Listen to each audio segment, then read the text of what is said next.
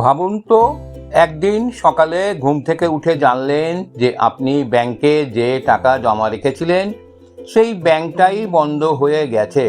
আপনার সারা জীবনের সঞ্চয় মুহূর্তে উধাও। আজ থেকে প্রায় 70 বছর আগে 1956 সালে একটি বাংলা সিনেমায় এই ভয়ঙ্কর সম্ভাবনার গল্প দেখিয়েছিল। ছবির নাম ছিল শঙ্কর নারায়ণ ব্যাংক।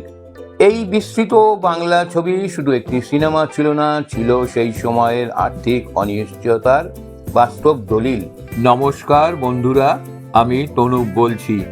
বাংলা সিনেমার সেই স্বর্ণালী যুগে এমন কিছু সিনেমা তৈরি হয়েছিল যেগুলো শুধু বিনোদনই দেয়নি, সমাজকে সতর্ক করেছিল। শঙ্কর নারায়ণ ব্যাংক তেমনই একটি সিনেমা। আজ আমি আপনাদের বলবো কেন 1956 সালে তৈরি এই ছবির বিষয়বস্তু আজও সমান প্রাসঙ্গিক। এই সিনেমাটি পরিচালনা করেছিলেন নীরেন লাহিড়ী এবং এর গল্প লিখেছিলেন নিতাই ভট্টাচার্য।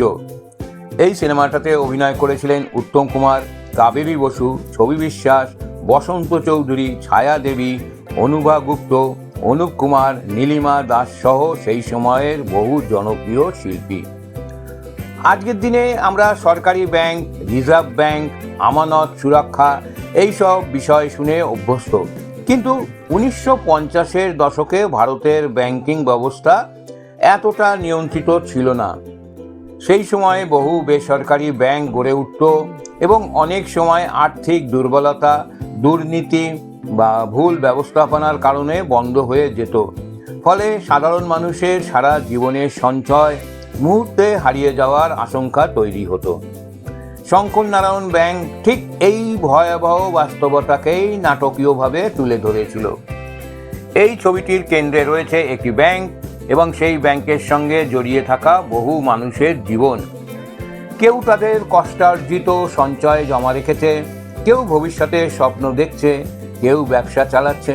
কিন্তু ব্যাংকের ভিতরে যখন আর্থিক সংকট শুরু হয় তখন বিপদের মুখে পড়ে সাধারণ মানুষই। এই কারণে সিনেমাটি শুধু পারিবারিক বা সামাজিক নাটক ছিল না, এটি ছিল অর্থনীতি, বিশ্বাস এবং মানুষের নিরাপত্তা নিয়ে নির্মিত এক ব্যতিক্রমী চলচ্চিত্র।